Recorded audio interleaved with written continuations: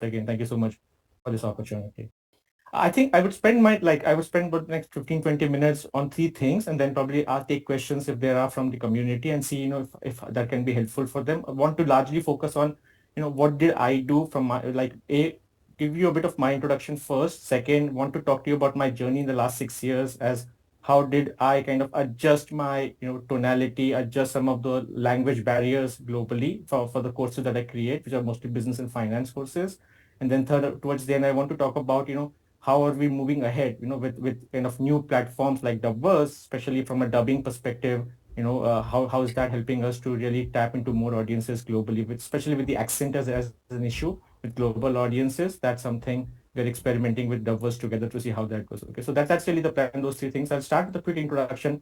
So again, I've Just been a this, coach. yeah. I think let's just quickly hear it from the audience. We have multiple people join in. If you can just quickly get an understanding, are you already sort of active with your course creation journey? Are you still starting? Just a quick introduction, a one-liner would be great to understand, so that Ashish can sort of accordingly do his details basis of what sort of audience that we have. So from the audience, if we can have a quick one-liner, if you have a certain format, that will be helpful. Otherwise, yeah. Just one sec. Now audiences can send a message to us, and I will give you a quick kind of a background to the type of audience we have, Mhm. just overall. So we have a lot of people here who are already running their academies in multiple domains. I see some people who are doing it in patents and yoga, dance. I see somebody in leadership on in the panel, like in the client audience list. I know there are some in the psychology domain. So, okay, people have started sending messages now. I believe you guys must be able to see them. Yeah. Yeah. And okay, so Dr. Anita is saying psychology. I would invite others to also just quickly comment if there are other domains that you would like to highlight in terms of what you guys have your niche finalized in. The words are niche. Though I see a couple of people in career. Okay, we have somebody from Shrimanta also joining. Now, let me just highlight about this academy. It's not Priya Ram who actually runs that academy, but Satya. So Shrimanta is one of the top academies on Knorish platform doing stock market courses. They've done crores in monetization, teaching people how do they invest in stocks. And there is somebody else also who's talking about stocks. So it's a mixed audience, really. Mhm. Nice, great. And all of these are basically already in the journey of their content creation, and now it's the next step in a certain way that we are trying to discuss here, right? Yes, and you can see other people are posting DevOps. Yeah. We have MS Office, creative writing, fashion, Mm. life enhancement. Like I said, Knorish has over last count about 600 plus domains. So, you'll have tons of those here. Sure. Great, brilliant. I hope Ashish you got a sense. I think Yeah. we can start from here and obviously learn more about how you've been able to do. I think I'm also very interested to go deeper into your story and see how you've done it over the last 6 years. So over to you. Sure. So this is helpful. I think good to know. It's quite wide varied of domain. Just another question to the audience then. Is there someone who's already explored international markets as an opportunity? What percentage of your revenue of your course sales is outside of India? If that's a sense we can get from here from the audience. Anybody doing international already? I think that's a very, very sort of It's a wide good landscape. question. Yeah, landscape that we have because I think we're selling on the internet, right? So it doesn't really has to be bounded by boundaries. It's just bounded by languages that Yeah, we're right. trying to solve here. But yeah, tell Yeah. us if you're already selling internationally. Shrimanta, I met Priyaram recently, and this is a very interesting conversation. He's only decided to do it in Kannada and no Uh-huh. other language. And that's one of the reasons he's done so well. But a lot of people I know would be keen. The biggest problem people face is that they don't have the time and the ability to dub, and I mean, they're worried about the quality and, a lot of stuff like that. So I think that's probably a thing that, Arundhati here is saying that she's got about Right. 90% global revenue. Okay. That's Interesting. interesting. Yeah, interesting.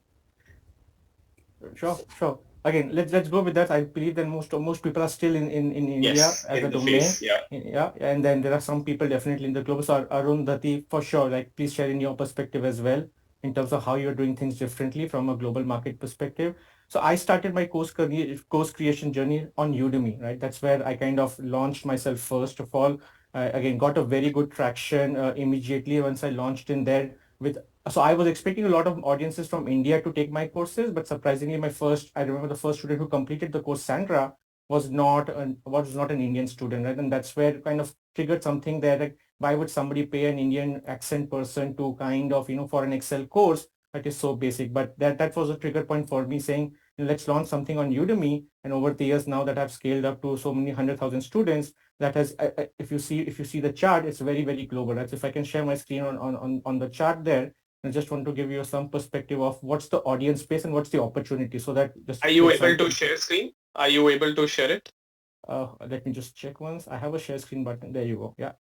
So All this right. is, Okay. if you can see now, so this is the geographical mix of the students who are taking my courses on Udemy. As you can see, like the width of the circle, the diameter represents the proportion of students who are from those international markets. And I think this is a very, very huge opportunity for as course creators to kind of tap into a market where, if you see, most countries in Africa, a lot of countries in South America, of course, USA and India continue to be the largest audience spaces, but it's as global as it can get, as you can see on that screen in there. Recently, by the way, I got kind of some of my courses translated into Chinese, and that has been a huge market. Never thought that would be an interesting market to explore, but just from an audience perspective, from a language perspective, China is beginning up, and it's a much bigger market, I will say, from the kind of courses and the demand for courses that people generally have there.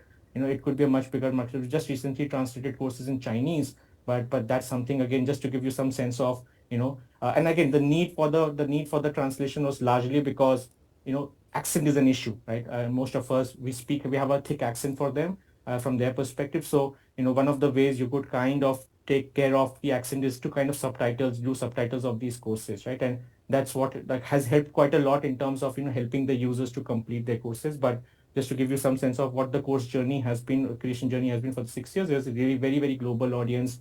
It's a huge opportunity still out there, but we'll have to see how you kind of scale up and expand on that. That's really my starting point. I think what helped me in that journey was really some of my backgrounds. I worked at McKinsey and BlackRock, so very global organizations. So have had exposure to a lot of different countries and nationals from different countries, kind of working together as colleagues. So again, I did find accent as an issue, but over time, you get that into your speaking as well. But when you're starting fresh, I think from a course creation perspective, that's one challenge that you will definitely face in terms of how do you expand into markets, but solve for the language issue, solve for the accent issue. English is still well spoken everywhere, but solving for the accent issue is the big one there. And how do you solve for the accent issue there? So that's really about what's the journey been like. I also do live trainings and all globally, and that's again a good interesting part if you ask those creators to explore. But that's been largely my journey in terms of how I've been able to scale up globally, right, on a platform like Udemy over the last 6 years. Any questions anybody might have, on that, especially on post logistics part? Yeah, I think people will keep posting it. Maybe we can start from the beginning with your maybe more details on your life cycle. I think you definitely mentioned Udemy, but some more details there. Will it really help people who are sort of setting their shop up from a course creator standpoint of how to go about it? I think logistics will be very interesting. What is the length of the videos that we're talking about? How many sort of chapters are we putting in? I think those will be very interesting from an execution standpoint, because what we've seen is people really get stuck there, that what really sells, and they're always experimenting. So if you're willing to share of what really worked with you, I think will be very interesting for this audience. Sure. So I'll start with those questions. So let me do this. So from a logistics perspective, over time, the span of attention has been reducing. So today I wouldn't recommend more than 2 hours of courses, honestly, per course, right? So you would want to give that aha moment to the learner to say, you would want them to finish get that sort of adrenaline push for completing the course, right? So not more than 1 to 2 hours is something I would recommend, because longer courses, tend to not do well.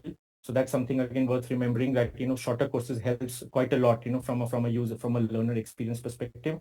People are always pressed for time, but that's something worth looking at. I'll take Pratik's question also.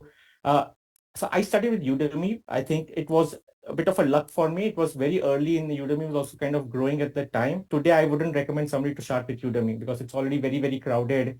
you will find your own sets of challenges, Pratik, to kind of get into those, into any specific domain. It's kind of overcrowded already.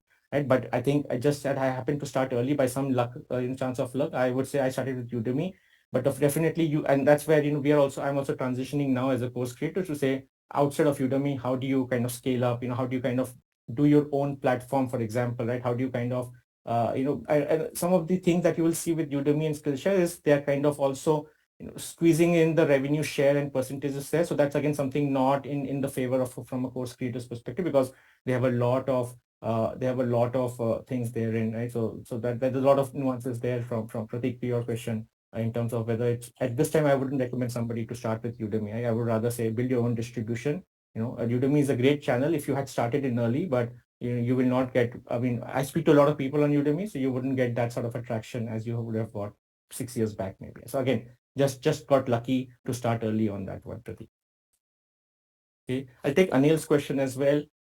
So translation. So this is an interesting question. So I did a lot of subtitles 6 years back, right? And a lot of it came from the feedback I was getting from these international students that the accent is very heavy, and then they would put a 1 or 2 star review.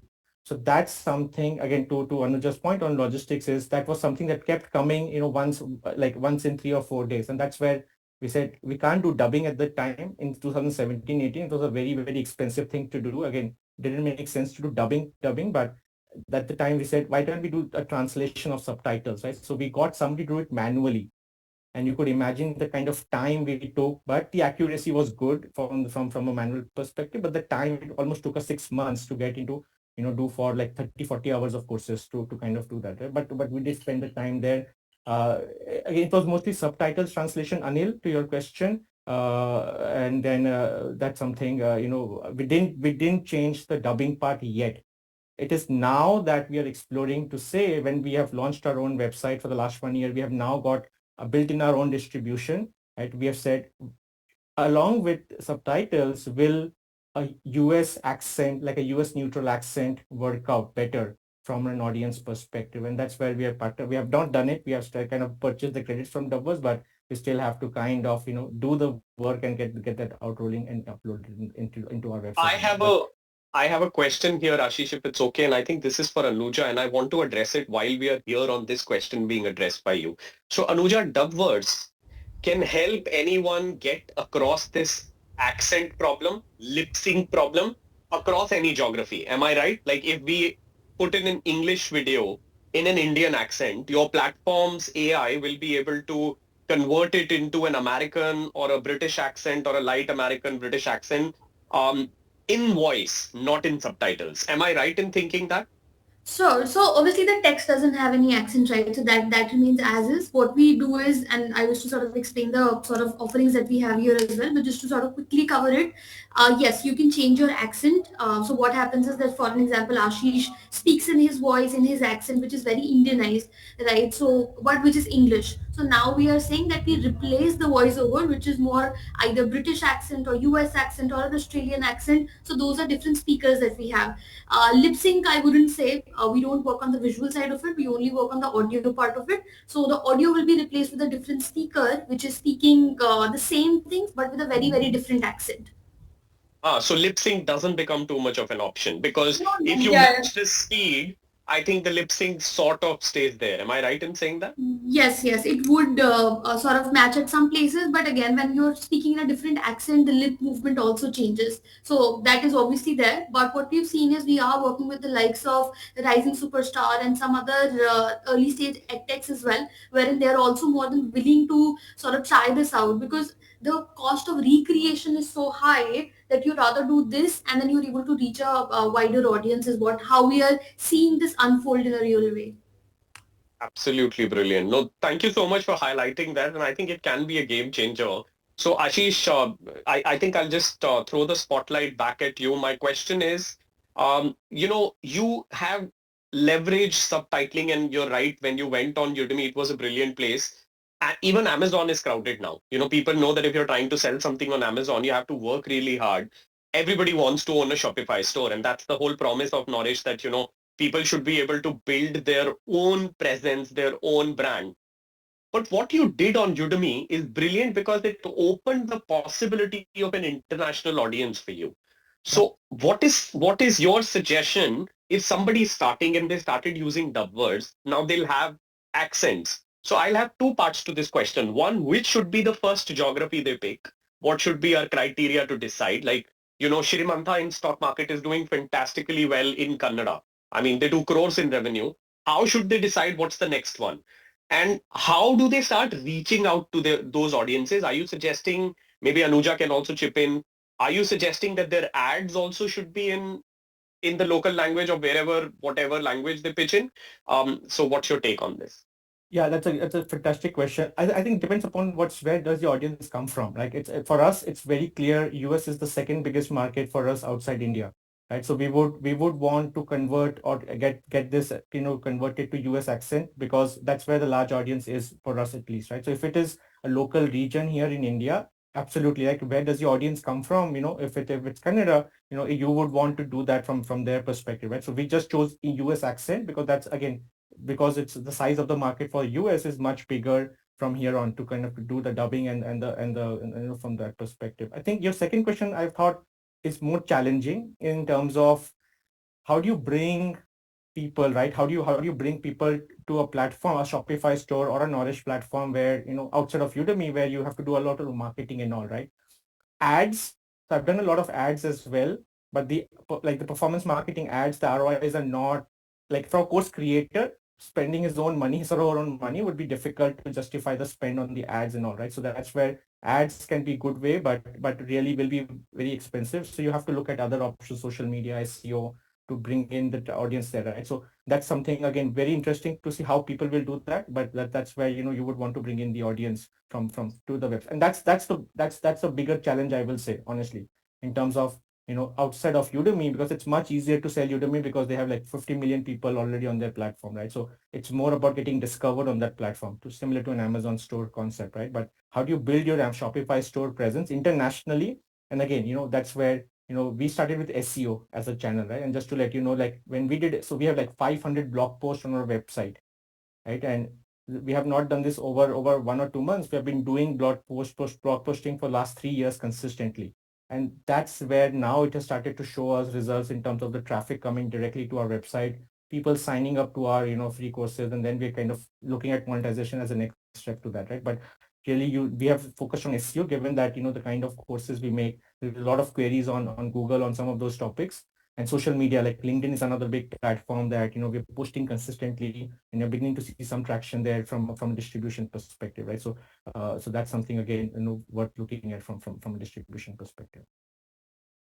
Yeah, just to add to that, I think it is about top of the funnel, right? And how we were discussing that all of these different channels from your YouTube to your LinkedIn for that matter. So wherever your audience is, and I think it's not a very generalistic answer, but it's specific, right? Stock market would be maybe a Telegram group is a better top of the funnel for you, so that you're able to build that community. For example, yoga, we see a lot of yoga courses being sort of translated to different languages on our platform, because what really is happening, there's a person who's doing the exercise and then there is a voiceover. Now there is no restriction at all, and the acceptance of yoga in a certain way that we see in today's world is going everywhere, right? And specifically the Western countries are really accepting it.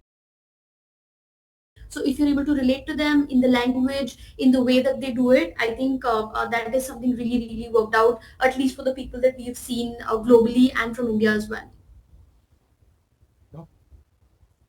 So thank you so much for that, Anuja and Ashish. Now, I have an interesting request and something that came to my mind. You'll be surprised, Ashish, and you mentioned this, that you used SEO. SEO is supposed to be a black box that I know less than 1% of people are able to crack.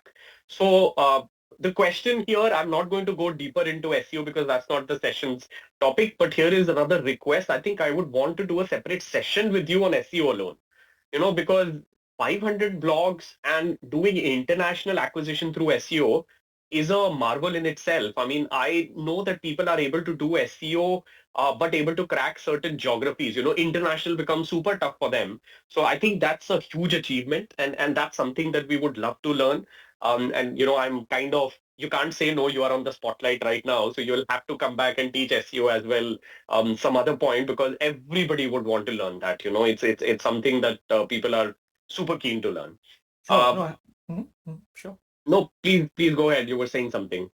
I think, so again, I did start with ads, by the way. So I did burn a lot of money to learn the hard way that ads will not work for me, right? I mean, so did kind of go down that path because ads are quick and all. But yes, with SEO is very painful, very, very painful.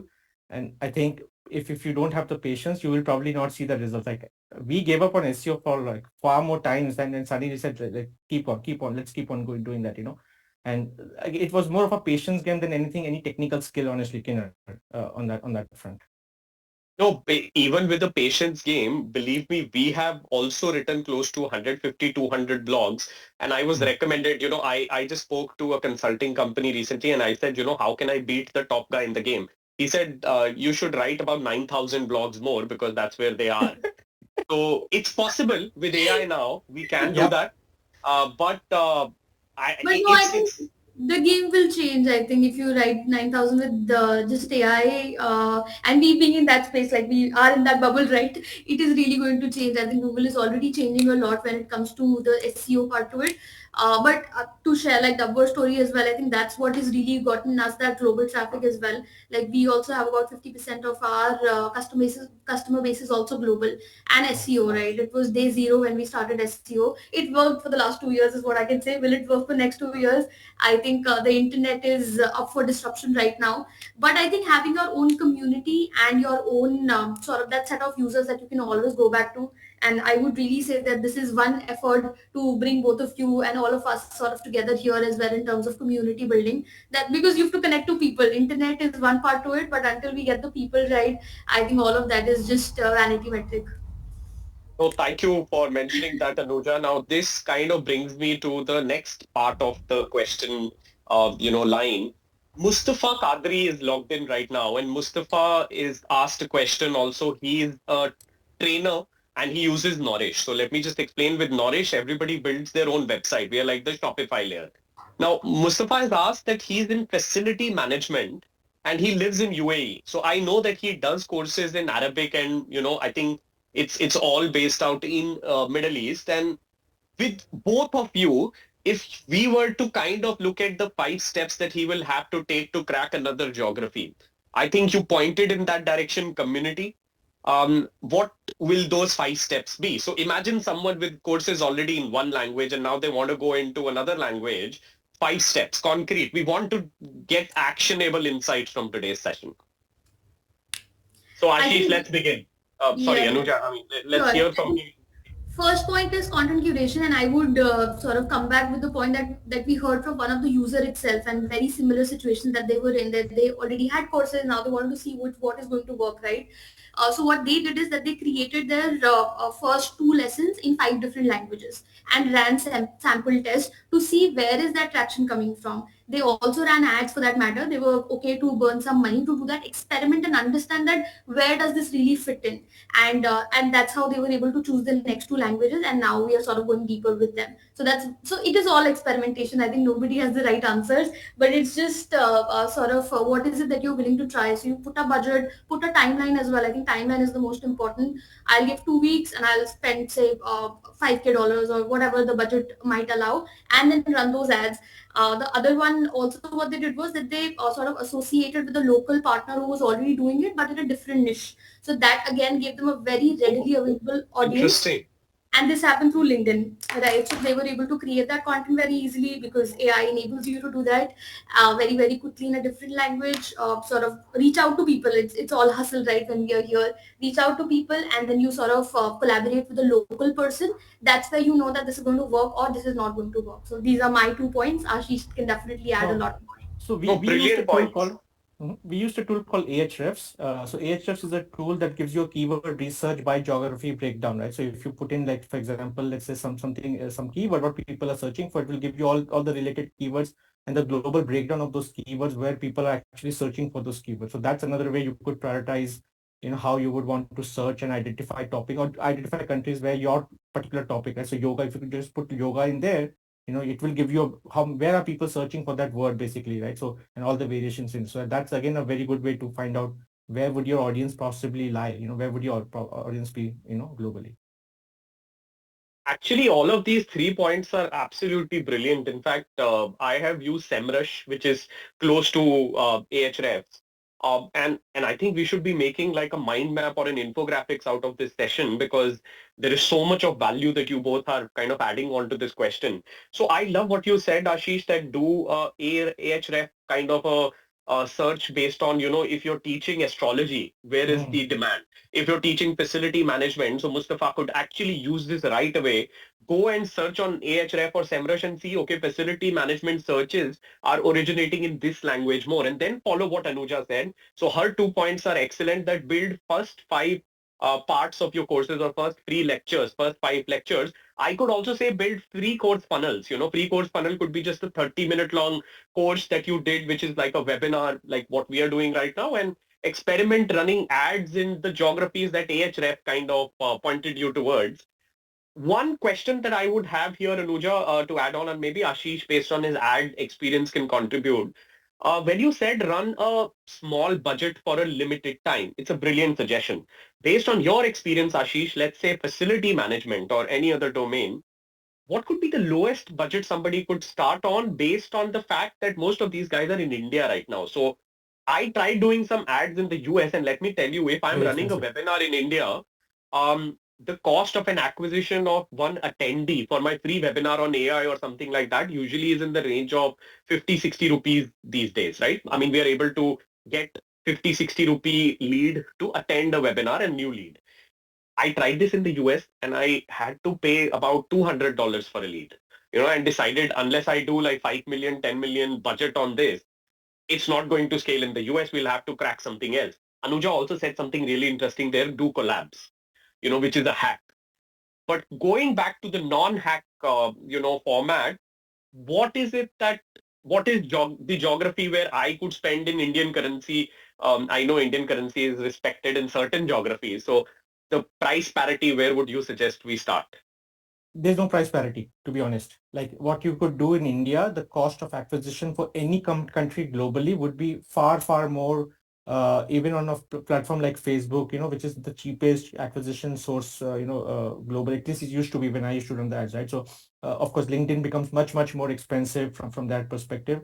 But there's no price parity, to be honest. Like the scale that India gives you, at that price point of an ad of 60 rupees that you mentioned, I would say it's one of the best I have heard in the industry. Like for a lead acquisition, 60 rupees is amazing, right? So, but there's no price parity, to be honest with We you. are No, I this think is brilliant. another point I would like to add to that, so there is none, right? And I would say really we face the same thing internally also when we are trying to sort of reach out people for DubVerse.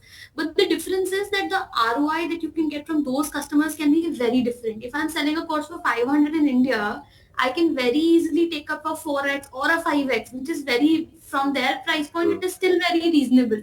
Makes a Right. lot So of sense.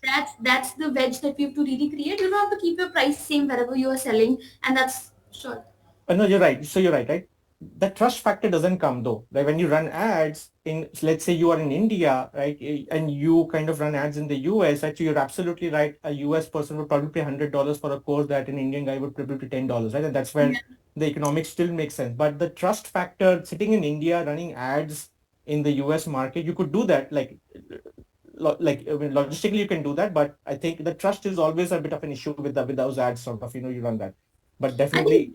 yeah, yeah, the cover there is branding, right? You don't have to come out like an Indian brand, and that's where we, I think, from a packaging standpoint, are still getting there. The Yeah, way we yeah. put out our testimonial, the way we put out our whatever on the landing page, right, is very Indianized. And when you go and see a US or a Europe sort of a landing page, you'll see that difference. And we know that difference, right? That I think comes with experience little more. But if you're able to package yourself as a global brand, I think nobody, no, again, that's how I look at the internet, that it's one world, right? It's not divided by how we think we are Indians, we can spend more, spend less, however that is, but it's your own packaging of what you think about yourself.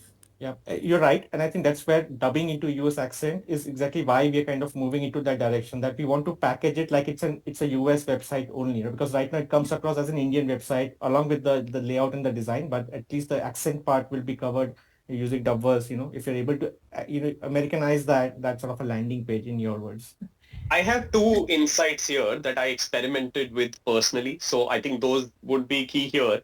So when I did it in the US, I realized one thing. There are tons of gurus in multiple domains in the US who talk plainly in Indian accent. Even Deepak Chopra. Deepak Chopra is legendary. I mean, I don't know if you follow Deepak Chopra. There are tons of those who will have like such a powerful Indian accent, and you'll be distinctly able to identify that.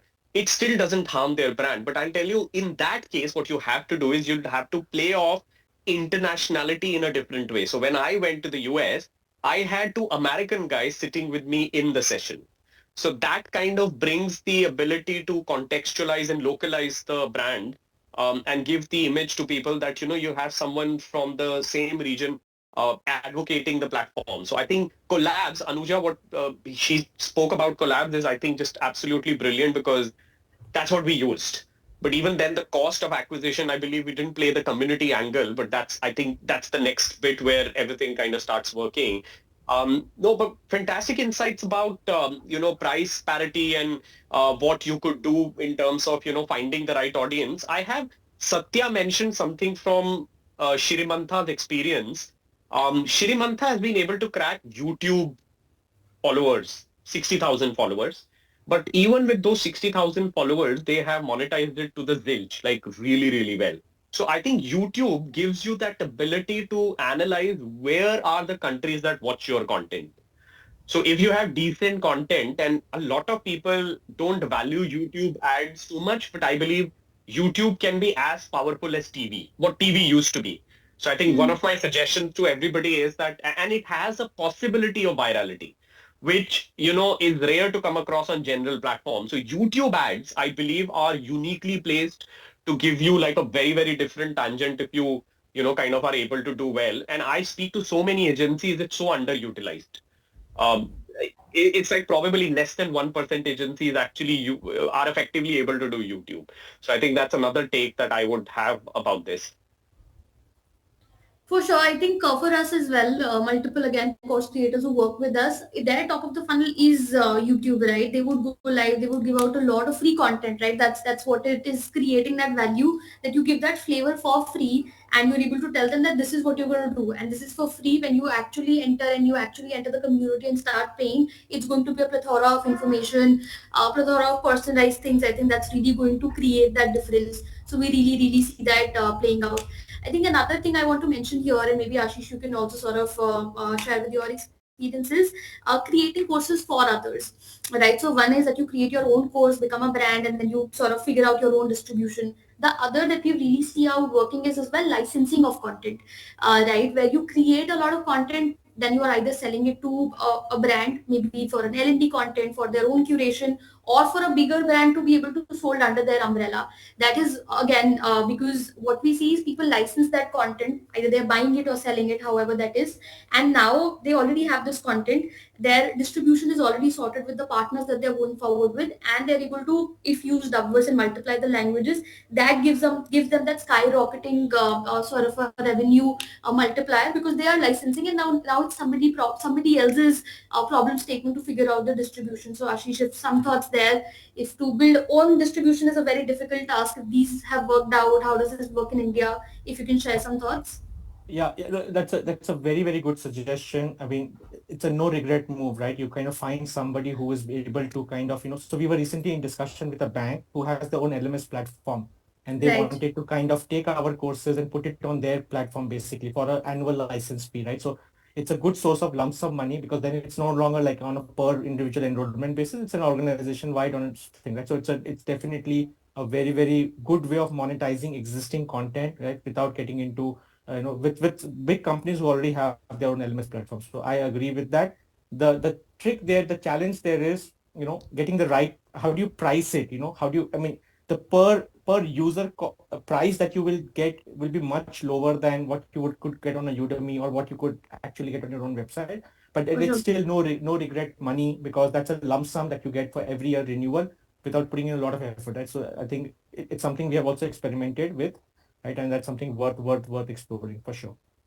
Sure. I think I also want to share another experiences that we work with Harappa, which is one of the brands which does a lot of edtech courses, right? So for how sort of they're obviously doing it at a very different scale, and now they're a part of Udemy, right? If I'm not mistaken, they were acquired right recently by We were acquired by Upgrad. Upgrad.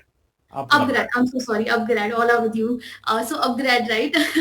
So what they are also primarily doing is that they've obviously they get sort of experts in place where they are curating courses where the creation cost within itself is very very high. But with us, they are able to translate and they use like a they're doing it primarily in Thai and Chinese as of now with us, wherein they translate and now they're selling it to these. Global companies in a certain way, which have global presence, and their employees are in global sort of countries where they need to translate this. So earlier they were obviously doing it the manual route, and now they are able to do it with AI. And because these are sort of closed door videos, right? That it is in a certain way mandated by the employee to be seen by to for their employees. So that's where a very good sweet spot that I was able to see with a lot of course creators.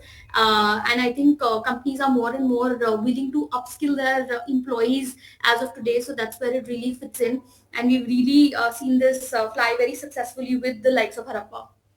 Yep, yep. B2B is an underutilized channel. I Right. would say, I mean, as course creators, B2C is more fancy, more glamorous, honestly speaking, but it's not where you would make a lot of money. If you could pivot to a B2B model where, you're working with a company directly, to what Anuja was talking about, Harappa as an experience, right? As somebody who's reaching out to you, put your courses on their own LMS, that would be a much, much bigger opportunity. If you can do this internationally, I think what you will see, the price point that you get for those courses are much, much more. Like, we have had discussions where in India would probably get $1,000. You're talking about $10,000 deals, right? So that's where doing a B2B international sort of a thing is a is a very, very good opportunity as well. Like, if you could translate and dub it well for your courses, right? But B2B is a very, very good opportunity, I would say. So I would like to interject with a question here that Sharad has asked, and I think it makes a lot of sense to address that here. It's actually a summarization of a lot of stuff that Anuja and you have already mentioned. He's saying if we can mention most important things that you guys have learned that one should take care of before starting international courses to minimize the burn and increase trust. So I'll start with the first one that I already mentioned that, try and partner with local people. That's also Anuja's suggestion that collaborate. Where in the US, I collaborated with some people from there. And let me just highlight, and I'll just go deeper into this. I hired these two people from Upwork at just a $50 price point for that 1 hour. So that's like $100 paid to those two guys. And they both came in. They were both experts in marketing, so they could really talk well about funnels and stuff that we wanted to go in with. And we found out that people would want to learn. So let's build on top of this. What are the few suggestions to build trust, reduce cost in geographies that you are going abroad? Yeah, I think from my perspective, I wouldn't create any new content for an international market. I would use existing content, dub it, translate it, subtitle it, and then experiment, with that. But creating a new content for an international market, assuming that there is demand for that content, like yoga, I would assume international, there's a lot of demand for yoga, right? So I wouldn't create, I would just use the same content, but just from a cost perspective, I would dub it properly or translate it so that you don't kind of spend a lot of money on content creation per se, for sure. So I think that's one thing. I think, and the second I would say is, ads can be very expensive. So again, if you can partner with a company wherein they have their own LMS, right? If there's somebody like Udemy out there who's kind of aggregating content from other course creators, that's again a good way to reduce the marketing spend there, and you get some immediate traction from a course creation perspective. All right. Anuja, your take?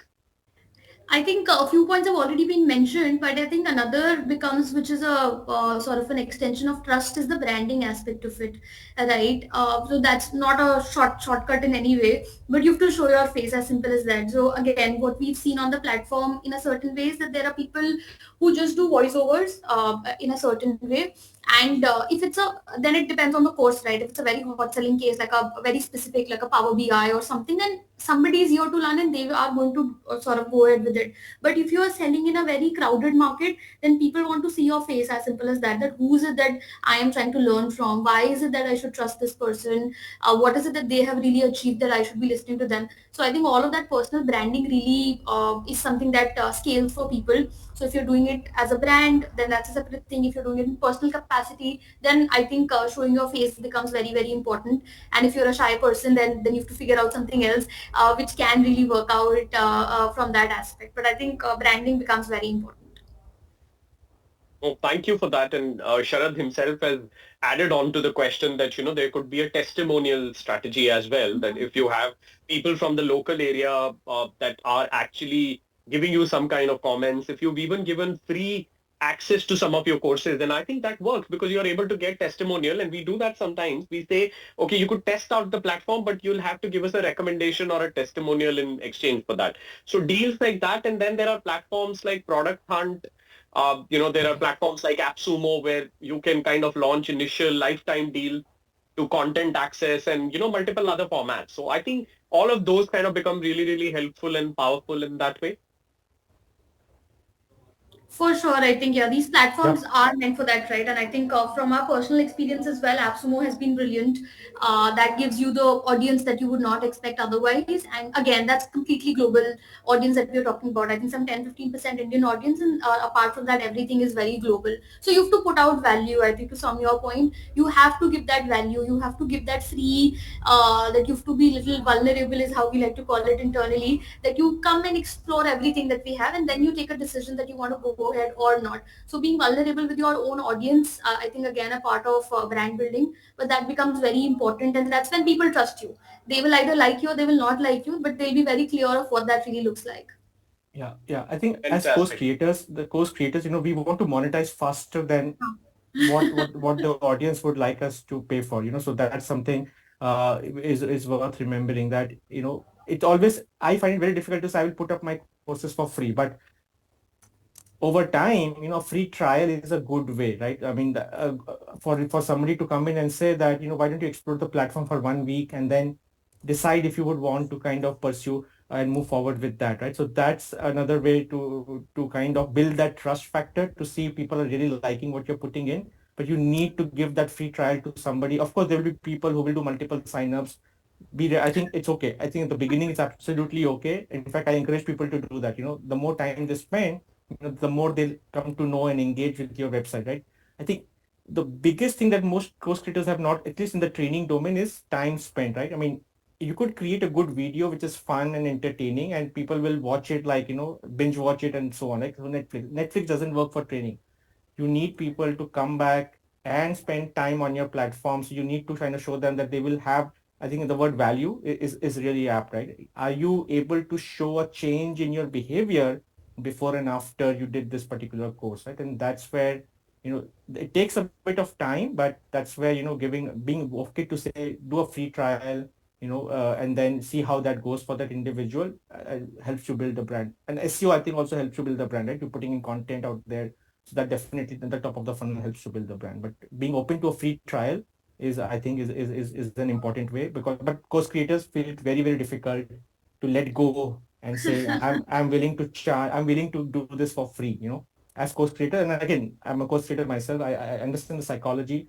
There's no investor who's funding us. You need to still pay your bills, but you need to come out of that mindset saying, I wouldn't give anything for free. So one or two Yeah. lectures, people do one or two lectures. It's a free preview, but I think we're past that point where that's not enough for people to build the trust. People want to understand if you will be around or not. Like, what if they pay you the money now and you're not around in the next 6 months, right? So that's where, you need to show them some bit. You need to give them much more before you can ask them to pay you.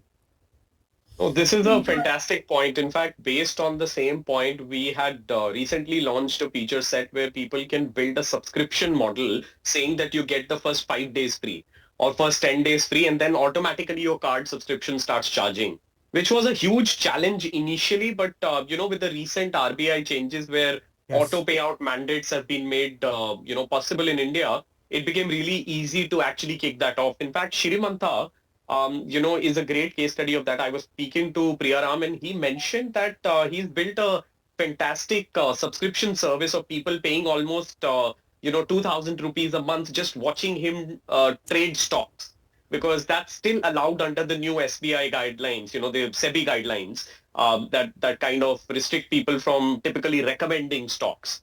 So this, what you guys are suggesting, it's absolutely a fantastic gold mine of information for people here, I believe. Let me go a bit deeper. What I want to do now, Ashish, is I want to understand the funnel from the beginning, right? Right now, how many courses are you selling? I just want to kind of break down certain pieces for people here because I know where exactly they come from. So how many courses right now are you have live? So I think out of 20 odd courses, 20, 25 courses, really 80% comes from 3 or 4 courses. And Also, you've broken it down. yes, so as a complete suite, the courses speak to business and finance professionals, but within that you have specific skills, right? So for example, financial modeling is a skill, PowerPoint presentation is a skill. So some of Yeah. these courses do well versus some of the others, right? So out of 20, I would say 3 or 4 are mostly what's making more revenues than others. Every course that you have live right now, would a landing page be done in a different localized language? I would love to do that. That sort of thing where it automatically converts itself to the local language. Like somebody should have an option to say, I want to do this course in Chinese, for example, or I want to do this in Portuguese, right? So I don't know it's something we have thought about, but not we haven't done it yet. I think the costs may be a bit more, exorbitant for us to do that and the timeline, but it's worth pursuing that strategy. Okay, so I'll actually offer a solution there, to exact this problem that you're mentioning, because I know some of our creators on the platform, they do this. They do it with the Google Translate plugin. Yep. There are methods for you to enable people to be able to easily translate and see that bar on top of your website where they can Yep. translate. But Yep. I want to come back to that later, the third part, so in the journey of course selling, I believe after the decision of looking at, these are the most important courses, the second thing actually is the landing page. And you said that you still keep it in the local language. However, your course delivery, which is actually the third bit, the course delivery happens right now and you experimented with subtitled content. Is that Yep. right? Like you Correct. you did subtitled, and I think you're going live very soon with DubVerse coming out with multiple languages. So that would be the part where you will achieve transformation, because like you said, it's very powerful what you just said, that if before and after of a course can be a clear transformation, that somebody learned financial modeling from you and now they're able to pitch to an investor and show a projection for their business, that's a real transformation achieved there. But to be able to get there, the checkout, the checkout of the course, which is the real dhanda, that's where it comes from, has to happen. How does your checkout work?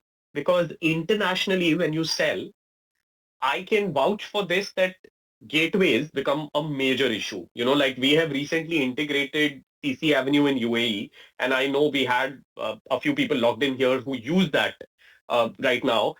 Stripe is integrated into our platform, but even it becomes a problem and the trust lacks in certain geographies. Razorpay works fantastically well in India, but Correct. doesn't matter what trust tick mark Razorpay comes with.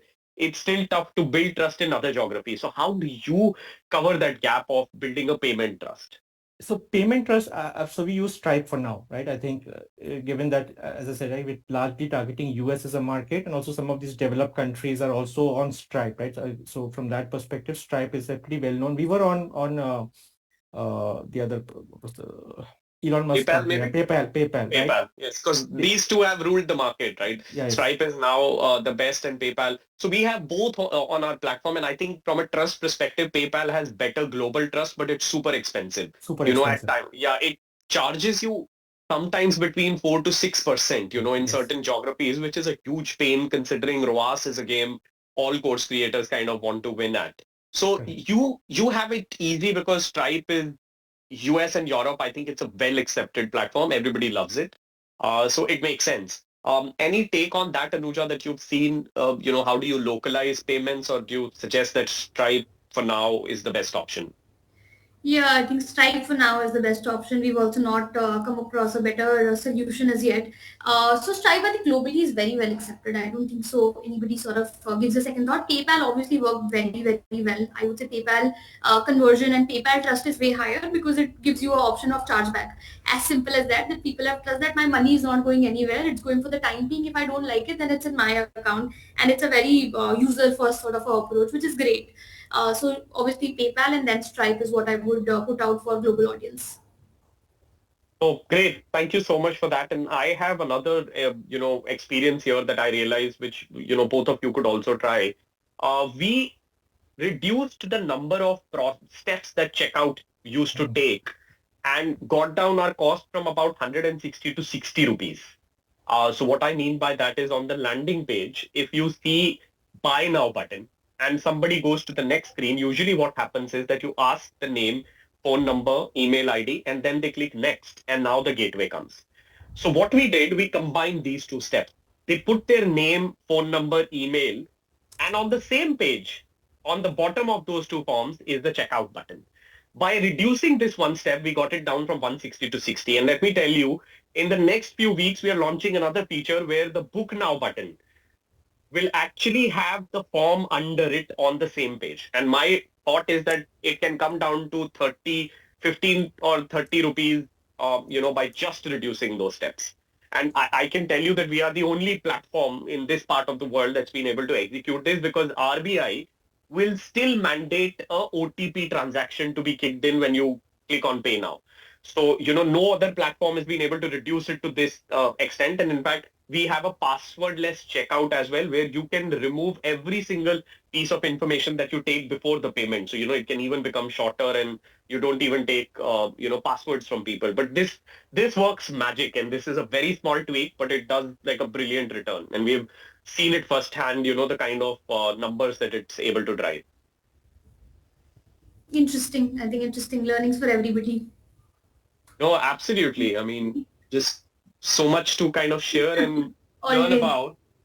Um, I I'll think pick up a, yeah, sure. sorry, you were saying Go something, on. Anuja. Yeah, I think coming back on the sort of the language aspect of it, if there is more to add from a global or a localization, I think what we've also seen with bunch of our course creators is that it's not always the global, but it can be the other way, which is going more local. That if you were already doing English or a Hindi, now you start trying to go deeper because what has really happened in India is what we see that a lot of tier three and tier four is now on the internet with whatever is happening with Geo, with the adoption of with the cheaper internet in a certain way that we see. So it's not always is how I would like to tell our audience as well. It's not always looking outside. It's sometimes inside as well.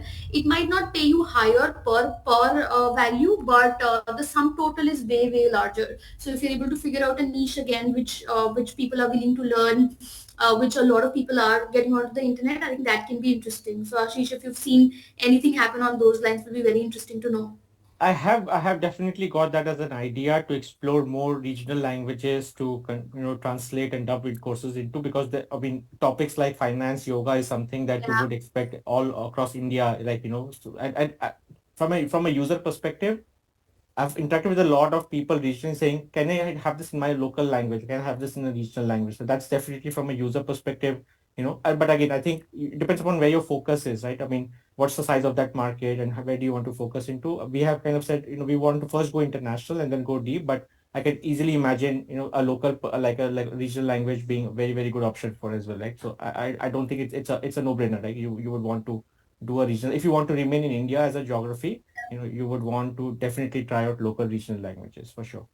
yeah. I think go exactly right. For it really depends on the type of content again. But we've really seen people come to the platform and translate their videos from a Hindi to a Marathi and a Bengali because that's where very specific niches that we see in a certain way coming out. That's great. That's great.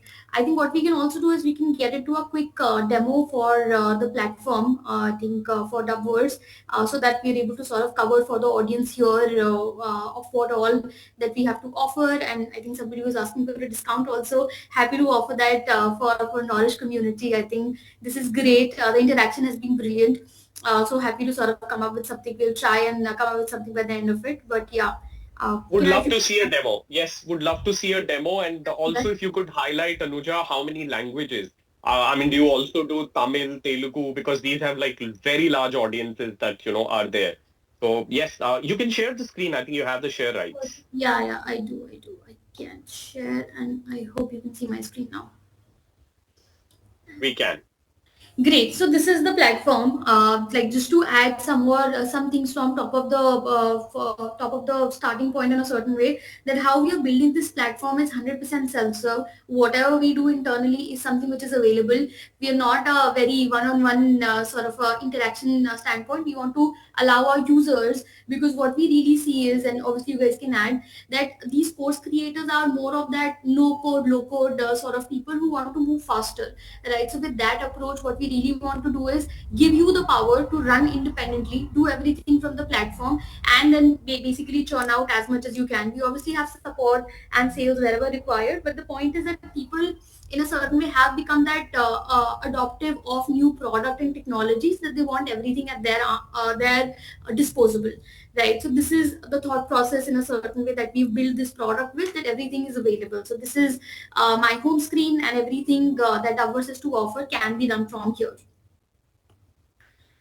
So these are primarily the three broader offerings that we offer on the platform. First is dubbing. So dubbing can be done from any language to any language. We obviously use English as an intermediary language. So I think somebody had a question on can we do Kannada to English. So what we will anyway do is that we'll take your Kannada file and we'll transcribe it in English.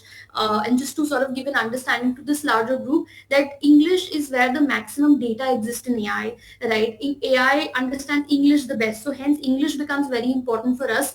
And even if you have a non-English video, we create an English output for it with automatic translation, and then go to the language that you're looking at. So it can be Marathi, it can be Spanish, whatever that might be.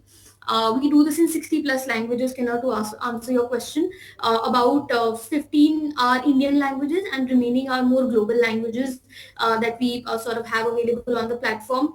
And obviously it's a long list, but what we obviously see is top 10 languages being used, which are usually the four South Indian languages, Marathi, Bengali, and obviously the European languages. These are the top 10 languages that people use and translate to, because that's where the demand is, as simple as that.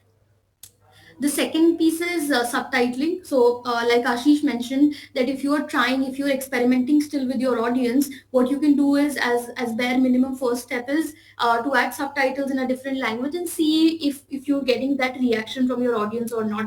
Right, so Ashish did that 6 years back with a lot of manual effort, but right now it's obviously available with AI. This again works across different languages. And what we've also seen is that in our non-English video, which is a Hindi or a Tamil, or for that matter, German, Spanish as well, if you're adding English subtitles, your watch time increases, your interaction with your audience in a certain way goes higher. And that's the reason we see like Netflix also has like a 10 different language subtitles added nowadays, even on a base where the audio is in a single language, because that really opens up a horizon for a lot more languages. Another important aspect here is with subtitles, if you're using YouTube as top of your funnel, then YouTube, it runs on SEO, right? It's not the Google SEO, it's a within YouTube SEO that it's running, and that runs on the transcription or the title or the description that you've added. So if you add transcription as well, which is SRT that we give out from here, your videos will start ranking better from a discoverability standpoint as well. So that again enables you to reach more and more people and increase the watch time, both in the same things. And the last piece is text to speech, which basically is what we do in dubbing as well. But if you have a script, so for an example, for your base course as well, the first video that you are creating, you want to add a voiceover and you're not comfortable doing it, you don't have a mic set up, bunch of reasons there. So you can use the text to speech. Here you need to come with your script, which can be again in any language. You input that, choose the speakers, those are available, and then you're able to generate a MP3 or a voiceover out of it, which can be used on top of your video, as a podcast, on an audio platform, whatever your format of distribution is. So this is the sort of bouquet of products that we offer within the platform.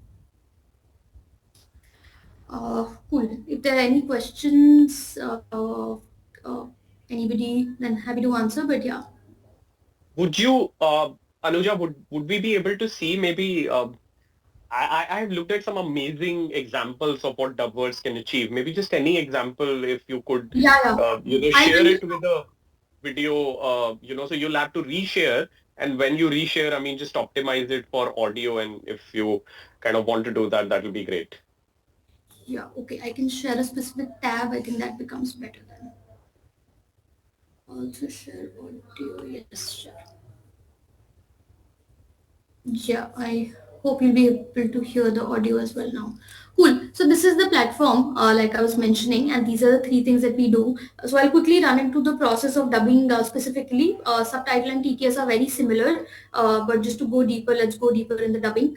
So here, what we've tried doing is to make it as simple as possible. So if you're trying, you can get a video from any of these platforms, or just copy a link, and you're able to sort of input it within the system. You can obviously locally upload, and here the limit, obviously we understand courses can go very long sometimes, is about a 2.5 hours. These are some of the older videos in a certain way that I've done. I'll just pick one for simplicity right now. Here I can mention what is my input language. So this video is in English. If I have background music or not, and then obviously some folder settings and things on those lines, which is from a folder management or a workflow management standpoint taken care within the platform. This is the interesting step where I'm able to choose the speaker that I'm looking at, and this is the list of languages that we have. Wow. So if you see only English as well, there is six different type of English accents in a certain way that we offer on the platform, and every time you choose a different accent, you will get different speakers within that. Hi, my name is Grace. I can help you achieve a larger following. Right. So depending on whatever country, whatever region you're looking at, there are a bunch of things which are possible. Here, what you'll see is you'll see some speakers with a crown and some without it. So the difference is that all these crown speakers is something that DubVerse has curated, right? So again, there are a bunch of voiceovers which are available on the internet. So we have some of those also available because the language list is very long. But these are some of the speakers curated by DubVerse. आपकी आवाज में दर्शकों को मोहित करने और एक lasting impression छोड़ने की शक्ति है। आइए इसे नई ऊंचाइयों तक ले। So on and so forth. If there is a kids content, चलो अपने वीडियो को अधिक पहुंच योग्य बनाते हैं। हाय, मेरा नाम श्याम है। so depending on what your content type is, you can obviously choose from bunch of these options, add them, and there are some more options. So this is the one that I want to really highlight here. I think somebody asked in the questions as well that the translation which comes out is very robotic, very archaic Hindi in a certain way, which comes out, which we don't speak in today's world, right? We've become a more English or a mixed language in a certain way that we do. So this is what really allows you to cover that. So this is powered by, Hawk is powered by GPT 3.5, Eagle is powered by GPT 4. So what this does is on your base machine translation, this will rerun the cycle and make it more conversational. Retain a few words for you. Like I will not say विद्यालय, I would say I'm going to school. I'm not going to, मैं विद्यालय जा रही हूँ, वो कोई नहीं बोलता है, मैं school जा रही हूँ is what, school has become a very adopted word. So all of those will be taken care automatically. This would give me a better output. Then we also have multiple logics when it comes to syncing. Just want to take a second to explain this as well. What happens is that when we move from one language to another language, it can take different amount of time to say the same thing. So if I am saying something in English, that will take longer for me to say in a Tamil or a Telugu, and vice versa. And when you go to global languages, this math goes completely off the charts. So now there is no one way of doing it right? Because every language is a very different nuance. Every speaker speaks in a very different way. So there are different sync logics that we apply in this. So if you're trying out the platform, try with both. Depending on what type of content you are doing, it will come out better on either of these. I'll choose default for now, and let's start. So this is about a 2.5 minute video. I think that was there. This will take about a minute to get generated and will give me an output which is in a different language. So I'll take a quick pause if there's any questions that have come up from a product standpoint. Happy to answer. Yes, Satya, we have a help desk which is available, which has videos, which has a lot of feature content that you can take help from. You can ping us on chat, and then we'll sort of happy to help you. Voices are robotic, not like human. So Rahul, we are also coming up with, so like I said, there are different speakers available. You can try with 2 or 3 different speakers. And what's also there is that we are launching voice cloning very soon. That will be available only in some languages, but that's also what you'll be able to do with your own voice. So it will keep getting better is how I would put it. is translation of scientific text accurate? So Samya, definitely, like I said, right, the translation that you will get from the platform are going to be machine translation and then sort of improve with GPT. But I wouldn't say that you can publish this content directly. So you'll have to sort of do a cross check. You'll have to see what the translation has come out. And for that, we have a very, very detailed studio available within the platform, which I'll run through just right now.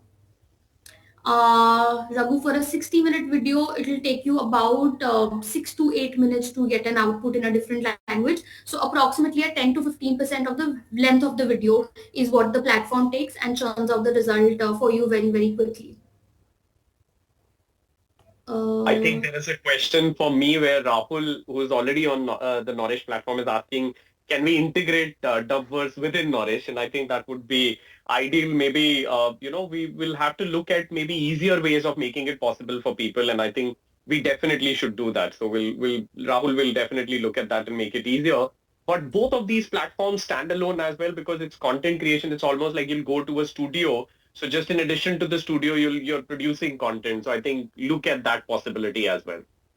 For sure. And I think take this as that experimentation that we were talking about, obviously a lot more that all of us can do together. But if you start and if we see that, I think definitely we are open for these integration to just to make it faster. Like I said, right now as well, we take links from anything that's public. So your Twitter, your Facebook, or your YouTube, if that's a public link that can be pasted within the platform and done. But I think Knorish is obviously behind a paywall, but we can figure all of those things out and make it more easier for you guys.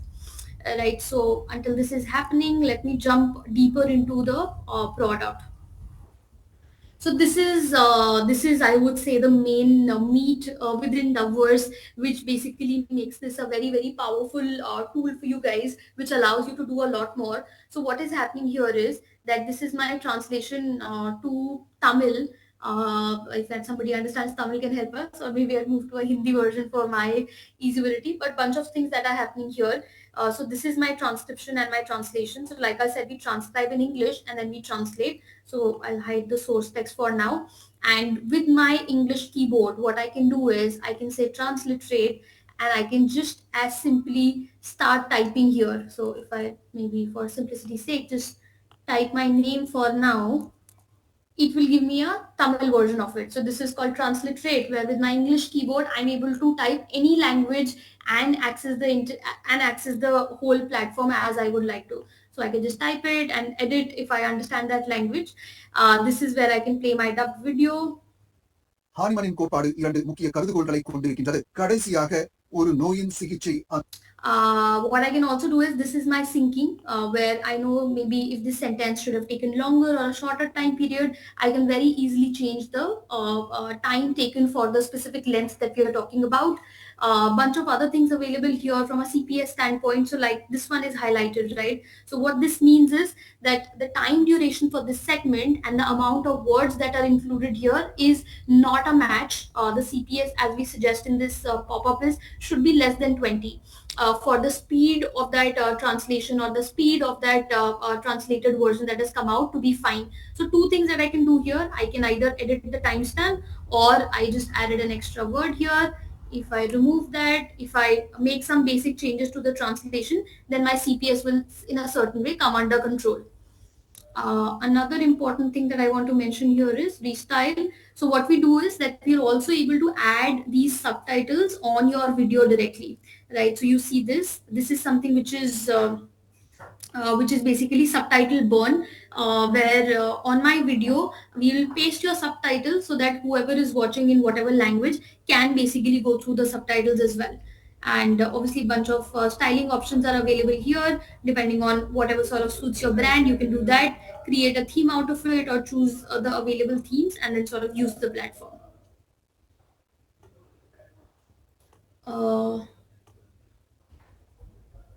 Let me show this video. This is what I was doing this morning. So this is a Marathi video in actual and now this is being translated to Hindi. So just to get an understanding of how the output looks like. नमस्कार, यक्ष प्रश्न मलिके में आपका स्वागत है। मुझे बाबा फरीद के बारे में एक कहानी याद है। एक बार बाबा फरीद अकबर के दरबार में कुछ मांगने गए थे। so on and so forth. So this is the whole thing, and then I go to the studio, I can edit, I can share this with whoever I want to. I can share a URL directly, where without a login, somebody can also watch this video, and somebody can give me comments in terms of if they like it, if there are some comments, so on and so forth, to be able to share it, because we understand sharing, curation of video and sharing of video become a very, very difficult task.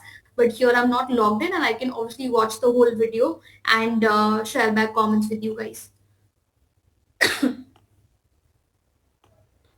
Great examples, Anuja. This is super helpful. I think you've kind of made it so look so easy in terms of how people can be able to build it in multiple languages. And I must congratulate on you building such a user-friendly and great platform for people to be able to convert courses specifically, because your duration and all of those feature sets that you're actually using are going to be key in getting this done. So I think I'm super excited to see that we have almost 85 to 90% of people still logged in, and I can see there are creators on the platform who are logged in from Singapore right now, Dubai. So this is multiple regions, people who are using the Knorish platform. Now there are some interesting questions in addition to what you've already addressed. I'll pick a few of those, and then let's just wait for people to ask more. If there are any, then we kind of hang on. So one question that I see here in the direct chat is that if you are translating these videos, it looks like that I'll have to focus on one or the two languages. Is the credit system differential for different languages? No. So sure, let me cover that point overall only, how the credit system work. Like I explained in the starting, that there are a bunch of things that we offer on the platform, and we obviously plan to add a lot more that's coming. So hence what we've done is that we've created sort of a gamification where when you subscribe to the platform, you end up buying credits. So the base plan starts from about 100 credits. For dubbing, it takes 4 credits per minute for a base dubbing. It is language agnostic, it is speaker agnostic. So whatever language or speaker that you pick, it is going to charge you 4 credits per minute of translation. 240, is that right? 240 for an hour. 16 to 4, yes. Yeah. Yeah, 240 Okay. for an hour. And how much is the cost for that 240 credit? Sure. So basically, like I said, there are multiple plans. So let me just share my screen again to bring clarity on this specific part. And if you could also share, possibility of a discount for the Knorish community, that will be awesome. Because I believe a lot of people would want to kind of take it for a spin, try, and kind of get this done. For sure, I think my team is at it. We'll share the coupon code by the end of this, and we'll give this community specifically that's different. I hope you can see my screen still. Yes. On a different browser, but yeah. So these are the different plans that we have. So either half yearly or monthly plan is what you can buy for. So I'll start with the basic plan. So this is the most basic plan that we have. It starts at 999, so that the easier access in a certain way starts. Here the per credit price is about at a 9 rupees. So your dubbing cost comes to about 40 rupees a minute, right? If you're starting at the base plan, and It's like 10 minutes. I mean, yeah, it looks like about 10 minutes of dubbing, right? No. So this gives you 100 credits. This will allow you about 20 minutes, 25 minutes of translation, sorry. Okay, that's not bad. Yeah. Yeah, 25 minutes of translation is what you get with 100 credits. So into 4 is the maths from a dubbing standpoint. And my cheapest, or where it can go the least in a certain way, is it goes down to as low as 3 rupees per credit, where if you sign up obviously for a little longer time period and the biggest plan, it goes down to 3 rupees. So 3 into 4, about 12 rupees per minute is what it comes out to be my dubbing cost per minute. And this is again language agnostic. Fantastic.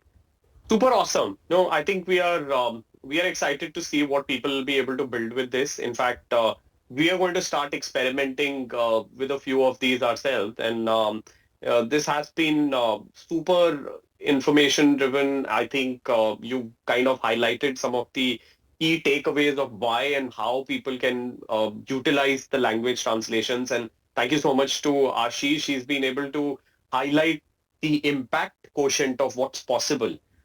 So my hope is that everybody logged on, and I know so many of these guys who are logged in right now have brilliant courses. They all have the potential to kind of take it multilingual.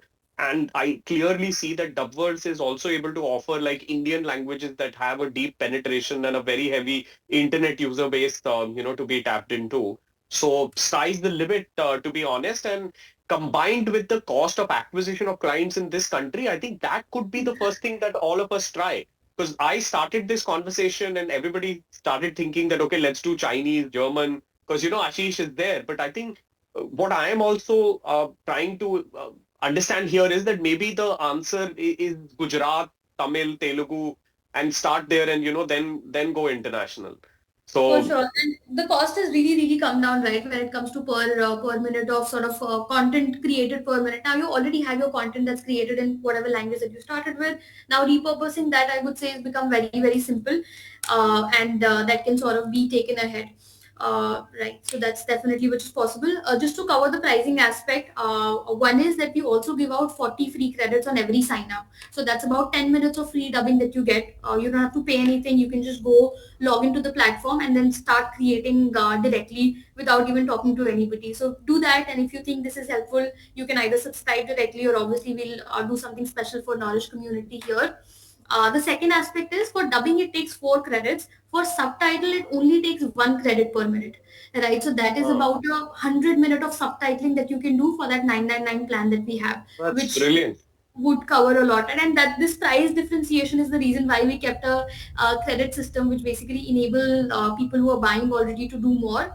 And the TTS, or the text to speech, takes 2 credits per minute. So that's also about a 50 minute of voiceover that you can generate across different languages just for 999. So those are the different pricing in a certain way that we have. And obviously depending on 30 days or 180 days validity that you're taking, you can keep taking that and add more credits as you would like. So are you burning those subtitles on the video, or are those the TTTX files? Both are available, that you can burn it in your video as well, or you can download a SRT file is what we give out as of now, which is very acceptable across different Oh platforms. yeah, SRT is what YouTube and others take. All Yes, right, yes. so just let's take 2 last questions. We have Raghu asking, what if I'm not happy with the output of the video because the credit is being utilized? So just before you answer, looking at this, and I know I've looked at some of the results. You will be happy because this is validated across thousands of platforms and, some really powerful and well-known businesses. And I think we both are alumni of the Google for Startups as well, if I'm not Yes, wrong.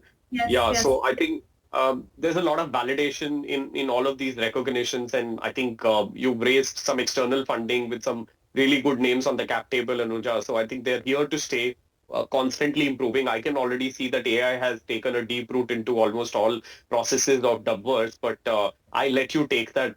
If I missed anything, Anuja, that'd be wonderful. Sure, sure. So Raghu, I agree. I think AI, how we look at it and how we sort of want to position it also for our users, is AI is still assistive in nature. It's not 100%. It is not going to give you 100% output. And that's the reason the studio that I showed you, I just showed a glimpse, but if you sort of spend 10 minutes on it, you'll see the amount of features that we build on top of it.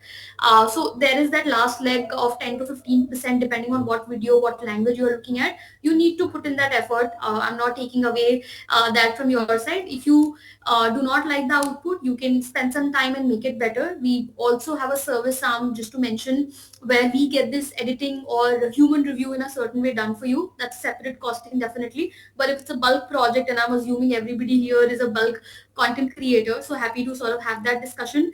And Raghu, if you're completely dissatisfied with the output that you've gotten, then obviously happy to refund your credit so that you can sort of make sure that you are using it for the right thing. So we are still here for you to make sure that you're able to make the best of the platform that you're sort of subscribing to.